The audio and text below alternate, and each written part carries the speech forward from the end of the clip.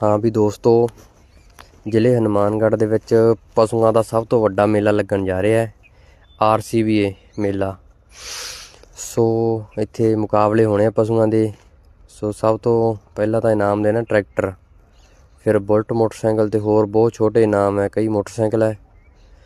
ਸੋ 200+ ਕੰਪਨੀਆਂ ਇਹਦੇ 'ਚ ਹਿੱਸਾ ਲੈਣਗੀਆਂ, ਆਪਣੀਆਂ ਸਟਾਲਾਂ ਲਾਉਣਗੀਆਂ। ਸੋ ਮੇਲਾ ਪੂਰਾ ਦੇਖਣਯੋਗ ਹੋਊਗਾ। ਸੋ ਜ਼ਰੂਰ ਪਹੁੰਚੋ ਸਾਰੇ, ਬਹੁਤ ਤਕੜੇ ਮੁਕਾਬਲੇ ਹੋਣੇ ਹੈ। ਸੋ ਆਪਾਂ ਵੀ ਜ਼ਰੂਰ ਪਹੁੰਚਾਂਗੇ, ਤਿਆਰੀਆਂ ਬਿਲਕੁਲ ਹੋਈ ਜਾਂਦੀਆਂ। ਬਸ ਅੱਜ 27 ਤਰੀਕ ਹੋ ਗਈ ਹੈ ਅਤੇ 1, 2, 3 ਦਸੰਬਰ ਨੂੰ। ਸੋ ਪਹੁੰਚੋ ਜੀ, ਬਹੁਤ ਬਹੁਤ ਧੰਨਵਾਦ। ਨਾਲੇ ਇੱਕ ਗੱਲ ਹੋਰ ਵੀ, ਕਹਿੰਦੇ ਇੱਥੇ ਜੱਜ ਵੀ ਜਿਹੜੇ ਸਿਲੈਕਟ ਕਰਨ ਵਾਲੇ ਹੋਣਗੇ, ਉਹ ਵੀ ਕਹਿੰਦੇ ਬਾਹਰਲੇ ਦੇਸ਼ਾਂ ਦੇ ਹੋਣੇ ਹੈ। ਸੋ ਪਹੁੰਚਣਾ ਜ਼ਰੂਰ ਜੀ।